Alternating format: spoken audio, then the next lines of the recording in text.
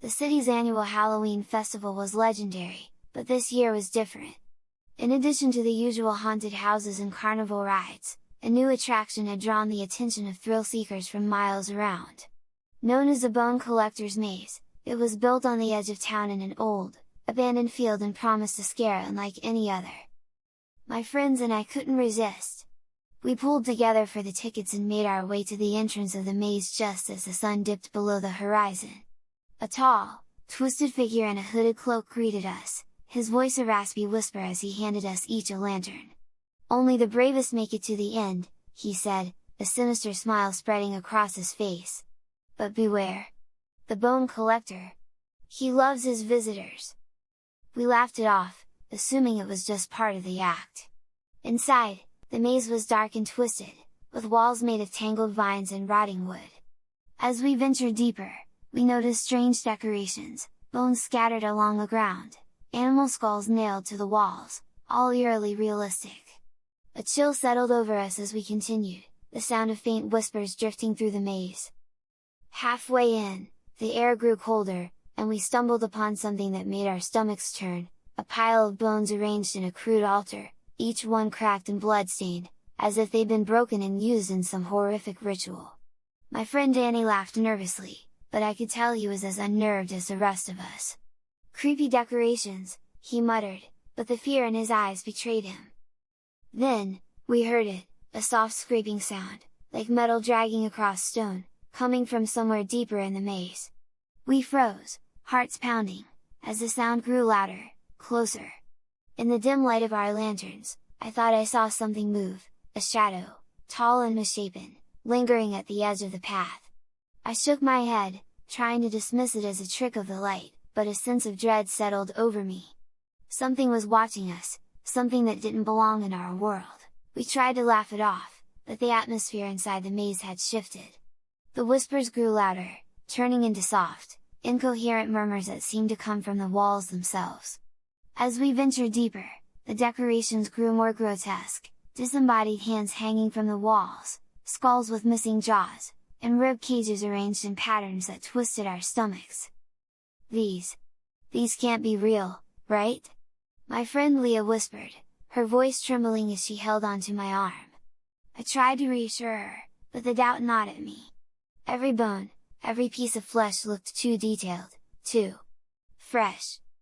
Suddenly, the scraping sound returned, sharper this time, accompanied by a soft, rhythmic crunch, like footsteps on gravel. We huddled together, shining our lanterns down the twisted corridor. At the end of the path, we saw him, the Bone Collector. He was taller than any man I'd ever seen, his figure obscured by a dark, tattered cloak. His face was hidden behind a mask made of bone fragments, with hollow sockets where his eyes should have been. In his hands, he clutched a long, rusted blade, its edge jagged and stained dark. As he stepped forward, I realized the crunching sound came from beneath his feet. He was walking on bones, grinding them into dust as he moved. Danny took a step back, muttering, "This isn't funny anymore. We need to get out of here." But as we turned to leave, the path behind us had changed. The maze walls had shifted, closing off our escape. Panic surged through me as I realized we were trapped, with the Bone Collector blocking our only way forward.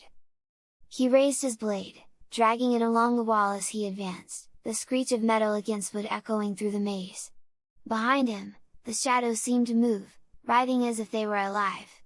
I stumbled backward, my heart pounding, as he reached out with a bony hand, his fingers long and skeletal, each one tipped with a razor-sharp nail.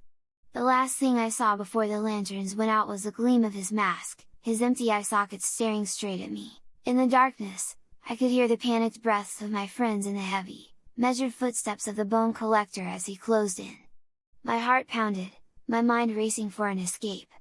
I grabbed Leah's hand, whispering, "We need to move, now!" But the Bone Collector was faster, his footsteps relentless as he followed us through the twisting corridors.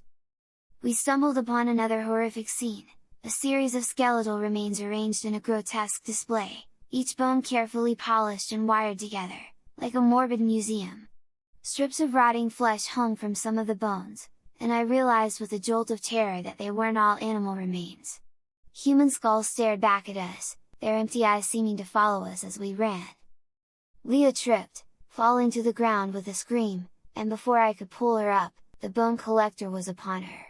He reached down, his hand clamping around her wrist with unnatural strength, and lifted her as if she weighed nothing. Leah's screams echoed through the maze, chilling me to the bone as he dragged her into the shadows, leaving behind only a trail of blood. I bolted, my feet pounding against the ground as I sprinted through the maze. Behind me, I heard the sounds of bones snapping, the collector's guttural murmurs mixing with Leah's fading cries. I stumbled into another path, only to find myself surrounded by more twisted displays of bones and flesh. The collector's collection, I realized with horror. Each victim was turned into another piece of his nightmarish exhibit. Finally, I saw an exit, the faint glow of the festival lights beyond the maze's edge. I didn't dare look back as I ran, my body screaming in pain. I burst out of the maze, gasping for breath, collapsing onto the ground. But as I looked back, I saw him standing at the entrance, his mask gleaming in the darkness. His voice, low and guttural, echoed in my mind, "You escaped. But only for now." They never found Leah or any of the others. But every year, the Bone Collector's Maze returns to the festival, waiting for new visitors to add to his grotesque collection. And every Halloween since, I hear the bone-chilling sound of his blade scraping, calling me back to join his macabre exhibit.